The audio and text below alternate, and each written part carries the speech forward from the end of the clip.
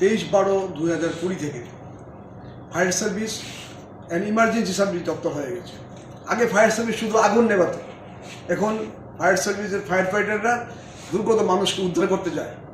সাংবাদিক বন্ধুদের কাছে বলবো যে আমরা যে আজকে প্রিন্ট মিডিয়া এবং ইলেকট্রনিক্স মিডিয়াতে যে খবর প্রকাশিত হয়েছে তাতে আমার ফায়ার ফাইটার বন্ধুদের কর্মীদের মনোবল অনেক বেড়ে গেছে। আপনারা জেনে খুশি হবেন যে ওরা এক শিফটের ডিউটি এসে বলছে যে না আমি আবার ডিউটি করবো, আমি বাড়িতে যাব না।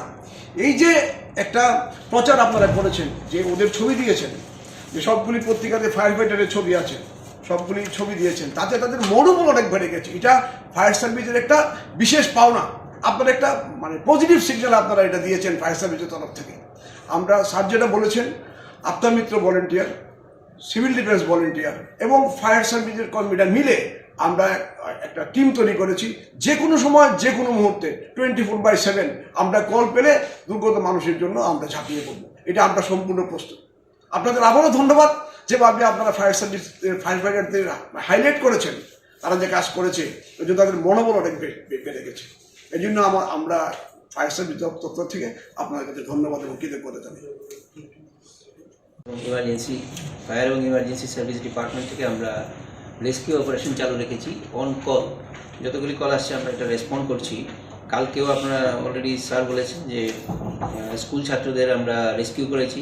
প্রায় 42 জন টোটাল স্কুল স্টুডেন্ট, গার্জিয়ান এবং টিচারকে আমরা কালকে রেস্কিউ করেছি RMS চৌনি এলাকা থেকে।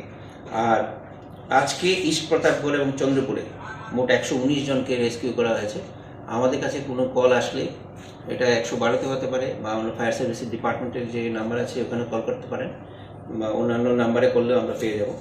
তো এই আমরা 24/7 সার্ভিসের জন্য আমরা অ্যাভেলেবল আছি যে কোনো প্রকার রেস্কিউ করার জন্য। কিন্তু ডিটেলস এর চেয়ে বেশি একটু ডাটা বলতে হবে। এখানে আমরা ওদের সঙ্গে যোগাযোগ রাখছি। আমাদের একজন অফিসারও গিয়ে পৌঁছেছেন। আমরা এক্ষুনি পেয়েছি, পিকচারও পেয়েছি। তারা অলরেডি গতকালকে রাত্রে থেকে কাজ শুরু করেছেন, ড্রজার এবং ট্রেজার সব মেশিন টেশিন নিয়ে। আমরা আজকে ওনাদের চিফ ইঞ্জিনিয়ার PWDর সঙ্গেও মেঘালয়ের কথা হয়েছে। ওনারা বলছেন যদি এখনও বৃষ্টি হচ্ছে কিন্তু আমাদের মতোই হালকা, তারা কাজ করছেন। যদি এরকম চলে they will require 48 hours to throw the road.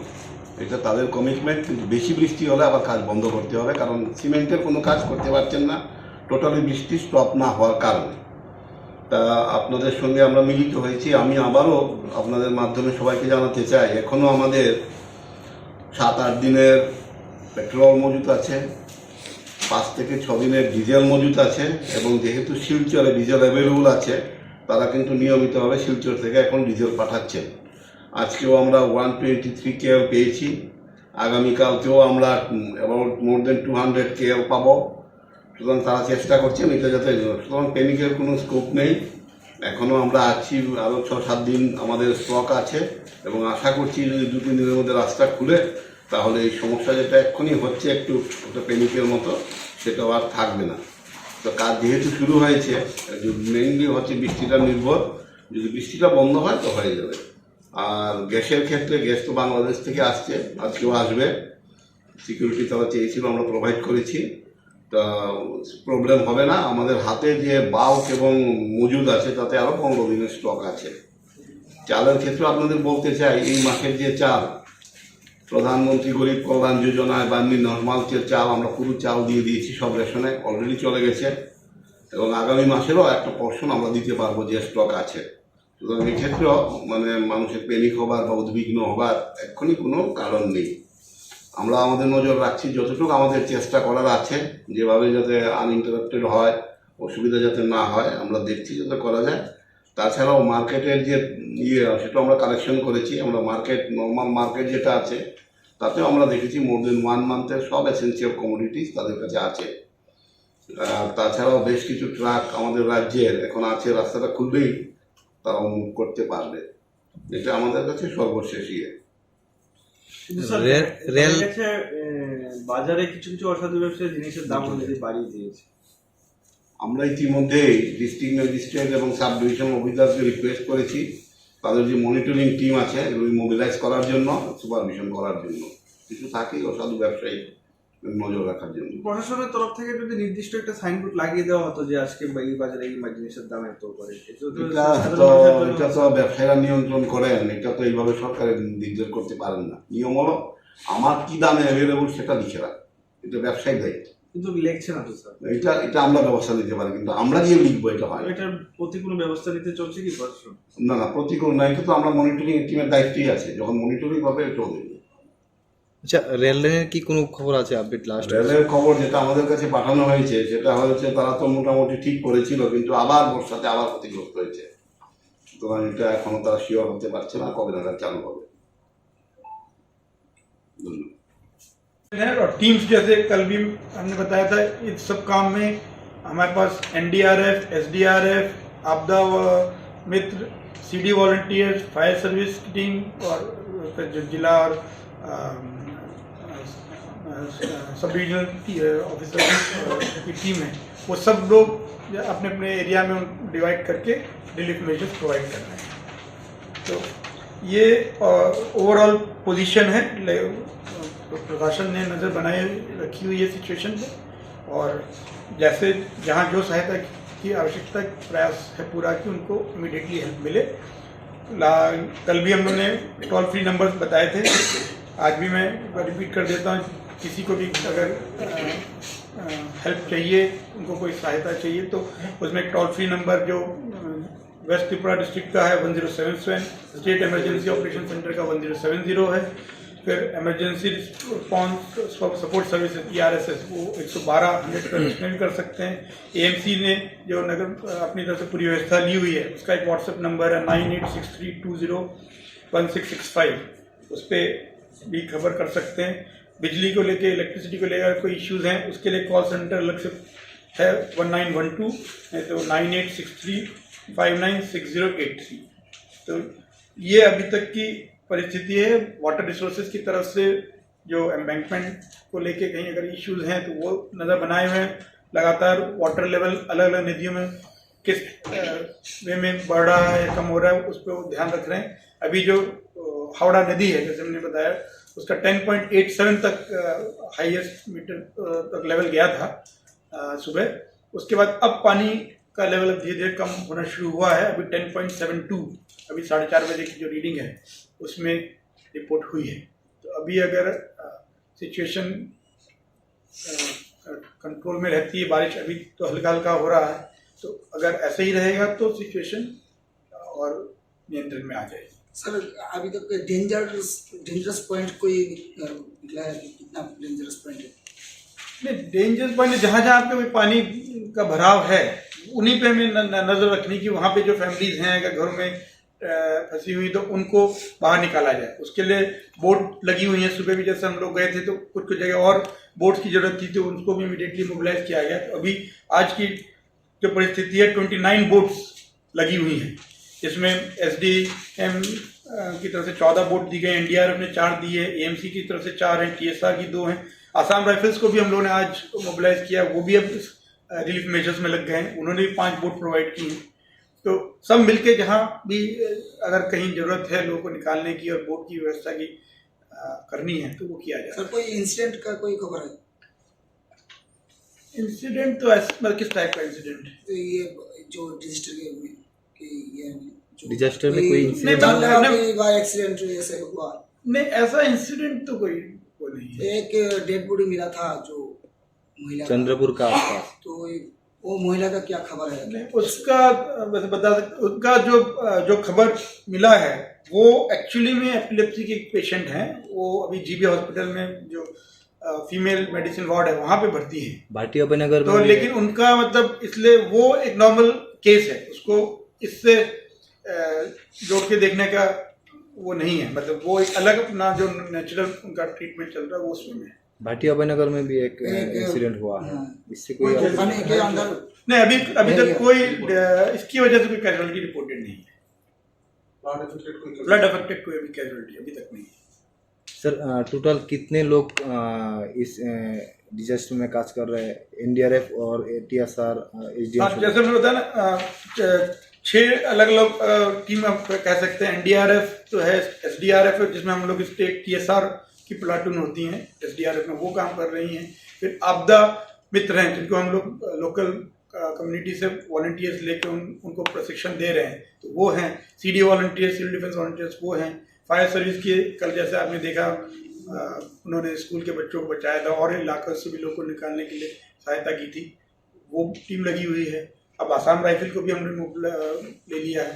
तो जहाँ और इसके अलावा बाकी इलाके में हम लोग ने जो वॉलंटियर्स हैं, जो हम लोग समय समय पर प्रशिक्षण देते रहते हैं, लोगों को अवेयरनेस कैंप्स के थ्रू ट्रेनिंग देते हैं, तो अपने क्षमता के हिसाब से अलग अलग लोग वो भी सहायता कर रहे हैं। जहाँ भी ये रिलीफ कैंप खुले हैं वहाँ पे पब्लिक फंक्शनरीज जो है उस इलाके के, उनकी भी सहायता ली जा रही है कि कैसे लोगों को जल्दी से जल्दी रिलीफ दिया जा सके। सर हावड़ा का जो बांध है ना सर, ये पानी, ये इसका कोई खबर है, कोई लीकेज का? एक अफवाह फैल रहा है जासूसा एरिया में, जो लीक 1-2 लीकेज मिला है। एम्बार्कमेंट में कोई वीकनेस है क्या?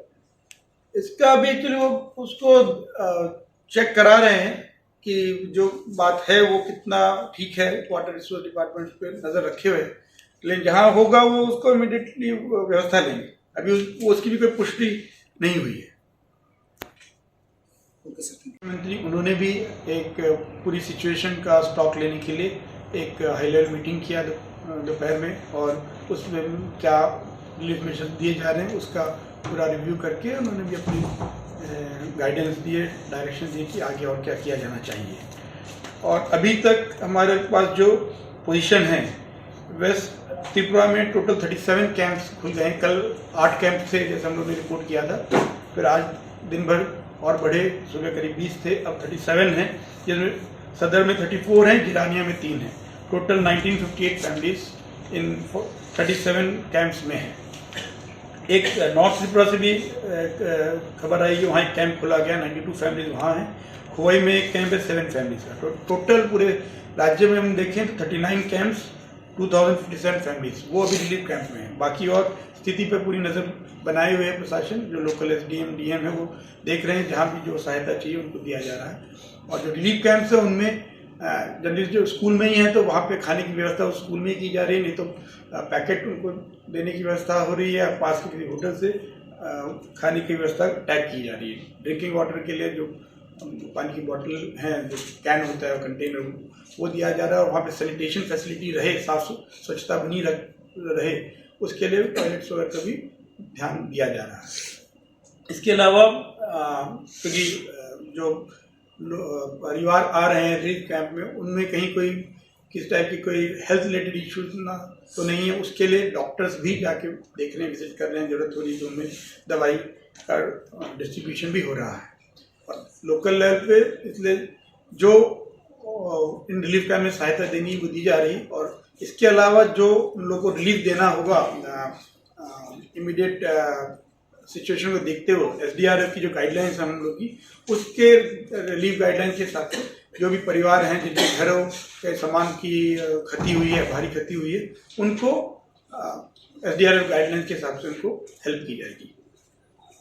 और जिन लोग के घरों में अगर अभी ऐसा कोई घरों के डैमेज की पूरी तरह डैमेज हो गया, अभी ऐसी रिपोर्ट नहीं आई, अब जब पानी थोड़ा कम होगा, रिसीड करेगा, तो उसके बारे में भी डिटेल फील्ड इंक्वायरी होगी। तहसीलदार वगैरह को बोला हुआ है, वो जाके जहाँ भी सिचुएशन है उसकी इंक्वायरी करके असेस करेंगे किसका कितना डैमेज है, और फिर वो SDRF गाइडलाइंस उनको हेल्प दी जाएगी। Secretary disaster management unit department देखिए आपके सामने उपस्थित हुई थी। हम मेरे साथ सेक्रेटरी होम हैं Sudidi Chaudhary, secretary agriculture fire service Apurva Roy हैं, साथ में Anindya Bhattacharya ji director fire service, और state project officer Sharad Das disaster management का जो देखते हैं। कल जैसे आप जानते हैं कल से काफ़ी तेज़ वृष्टि हो रही है अगरतला में, जिसकी वजह से सिटी के कई इलाकों में कल पानी भर गया था। कल भी हम लोगों ने प्रेस कॉन्फ्रेंस किया था तो आप लोगों को बताया था कि क्या व्यवस्था राशन पक्ष की तरफ से, सरकार की तरफ से लिए जा रहे हैं। तो उसी प्रक्रिया में जैसे आप जानते हैं कल कई जगह शहर में पानी भर गया था रात्रि में, फिर जब बारिश बंद हुई शाम तो धीरे धीरे उसको पंप्स के थ्रू ड्रेन आउट कर दिया गया। तो रात तक सभी इलाके मोटरेबल हो गए थे, जो आपके IGM चौमनी या रविंद्र भवन के आसपास जो मेन सिटी के एरिया थे उनका पानी पंप के थ्रू बाहर कर दिया गया था। लेकिन क्योंकि जो हावड़ा नदी है उसके जो ऊपर एरियाज हैं, कैचमेंट एरियाज में, वहाँ पे वृष्टि होने के कारण तो वाटर लेवल हावड़ा रिवर का रात में बढ़ना शुरू हुआ और कल दिन से ही बढ़ रहा था। धीरे धीरे करके रात में वो जो उसका डेंजर लेवल है 10.5 मीटर का, उसको भी क्रॉस करके ऊपर हो गया। तो रात में ही DM वेस्ट सदर SDM उन्होंने विजिट किया इलाका का, जो लो लाइंग एरियाज हैं उनको विजिट करके वहाँ पे रिलीफ कैंप खुलवाने की पूरी प्रोसेस को खुद वो किया, सुपरवाइज किया। और जो जो फैमिली थी उन लोग के वहाँ पे खाने के, पानी के, उसकी व्यवस्था पूरी की गई। फिर उसके बाद आज सुबह से सिचुएशन में थोड़ा कंट्रोल है, क्योंकि पानी उसके बाद बंद रहा। अभी भी बारिश उतना तेज नहीं है, तो अभी कंट्रोल में है। लेकिन क्योंकि जो पानी भर गया था दिन में कल जो आया, उसकी वजह से कई जगह पानी हावड़ा नदी के साथ जो हैबिटेशंस हैं, जो कॉलोनीज हैं, उनमें चला गया। तो आज सुबह सुबह एक टीम विजिट भी करके आई थी। हम खुद गए थे, साथ में secretary urban development, state project officer थे, DM थे, SDM थे। हम लोगों ने उन एरियाज का विजिट किया जिसमें करीब जो भी फ्लड अफेक्टेड एरिया थे, बटतला, जवाहर ब्रिज, प्रतापगढ़, बलदा खाल, श्रीलंका बस्ती, चंद्रपुर, उन सब का जाके हम लोगों ने जायजा किया। वहाँ पे लोग को क्या समस्याएं हैं, उसके लिए क्या और सहायता, रिलीफ मेजर देने, उस बारे में पूरा देखा।